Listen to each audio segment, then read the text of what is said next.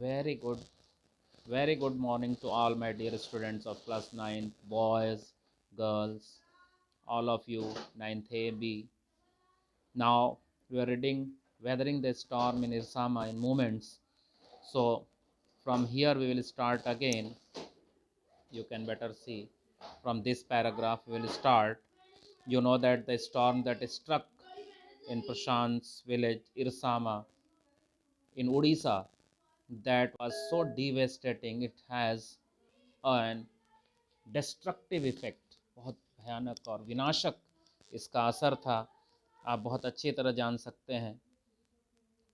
जहाँ पर वो फंसा हुआ था 350 kilometre 350 kilometre per hour the wind velocity was the speed, velocity means the speed of the wind was 350 kilometre per hour. You can better see how fast the wind was, how destructive the wind was. कितनी भयानक और कितनी विनाशक वो हवा रही होगी, जो तूफान था। और वह जो है अपने दोस्त के घर पर फंसा हुआ था। हर तरफ पानी पानी था, कह सकते हैं there was nothing but water everywhere. हर तरफ जल ही जल था और कुछ नहीं था। हम शुरू करेंगे। The craze destruction wrought by the cyclone and the surge of the ocean continued for the next 36 hours, although wind speed had reduced somewhat by the next morning. The craze destruction, crazy you know, crazy माने mad होता है ना, तो craze destruction मतलब maddening, पागल कर देने वाला, destruction विनाश, wrought by the cyclone, wrought माने गढ़ा गया।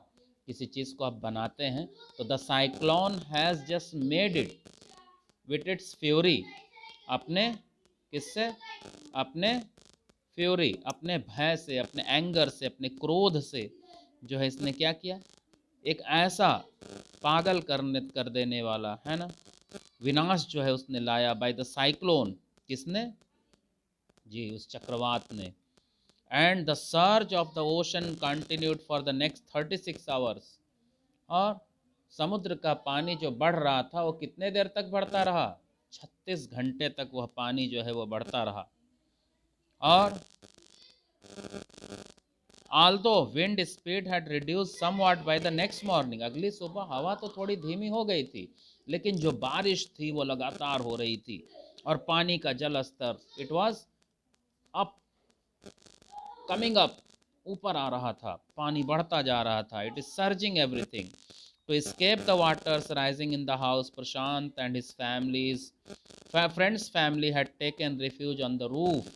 उससे बचने के लिए प्रशांत, टू escape माने बचने के लिए, the water, to escape, to keep away, to escape the waters rising in the house, घर में पानी बढ़ रहा था। Prashant and his family, friends family had taken refuge on the roof. Prashant और उसके जो मित्र की फैमिली थी जहाँ वो गया हुआ था मिलने, उन लोगों ने छत पर रिफ्यूज, रिफ्यूज माने होता है शरण, to take shelter, refuge means to take shelter. यहाँ पर वर्ड है, आप देख सकते हैं, रिफ्यूज, इसके ऊपर ये, ठीक है।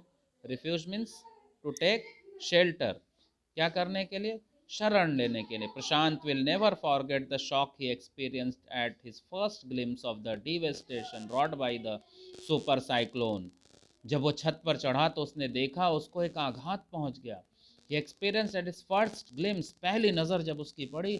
सो व्हाट डिड ही सी, क्या देखा उसने, क्या देखा, द डिवेस्टेटिंग रॉट, रॉट माने क्या पढ़ा था आपने, गढ़ा गया, पीछे आपने पढ़ा था, जो विनाश लाया था, किसने, द सुपर साइक्लोन। वो सिर्फ cyclone, it was not a normal cyclone, it was a super cyclone. बहुत डिवेस्टेटिंग होता है, बहुत विनाशक होता है।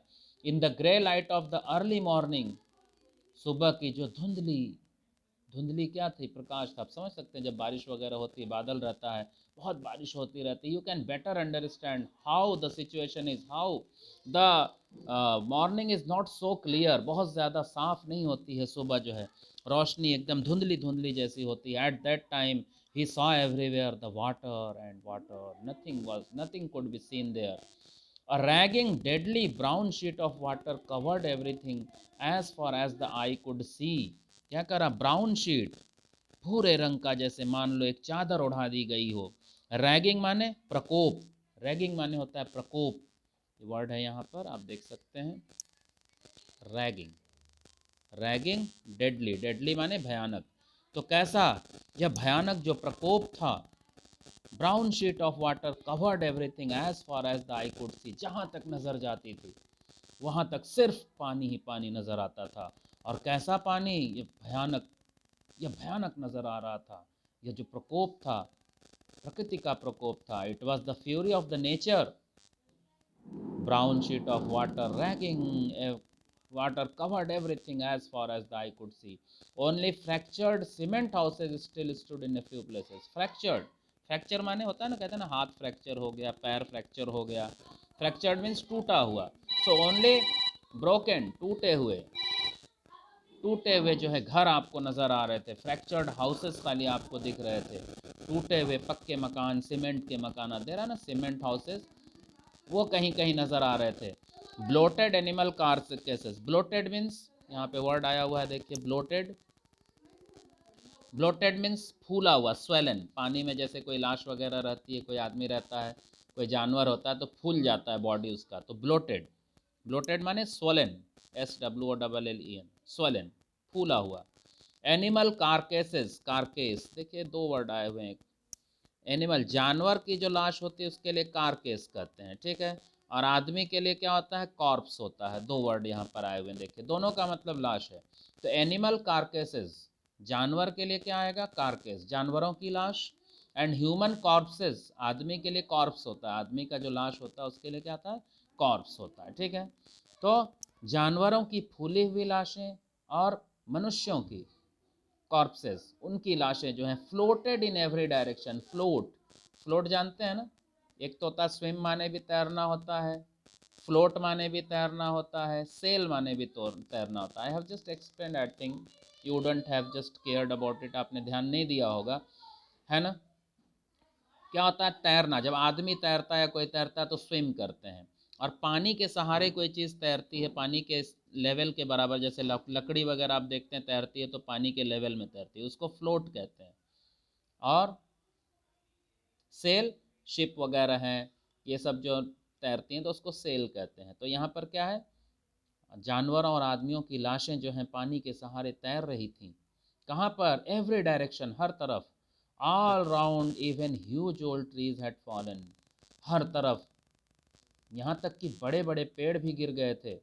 To coconut trees had fallen on the roof of their house, और जिस छत पर वो बैठा था प्रशांत और उसके फ्रेंड की फैमिली, उस छत के ऊपर दो नारियल के पेड़ आकर गिर गए थे। This was a blessing in disguise, disguise माने, डिस्गाइज माने होता है भेष बदलना, लेकिन यहाँ डिस्गाइज का मतलब ये क्या था, कह सकते हैं कि यह ईश्वर ने जो है एक आशीर्वाद दिया था। मान लीजिए यह ईश्वर के आशीर्वाद के स्वरूप था कि जो दो पेड़ थे वो नारियल के पेड़ उनकी छत पर गिर गए थे। Because the tender coconuts from the trees kept the trapped family from starving in the several days that followed, क्योंकि जो कोकोनट ट्री थे तो उसमें छोटे छोटे नर्म नारियल थे, कच्चे नारियल थे, तो उससे क्या हुआ, kept the trapped family, trapped मतलब हाँ जो फंसे हुए लोग थे, ये लोग, इनका परिवार फंसा हुआ था, है ना, फंसा हुआ था।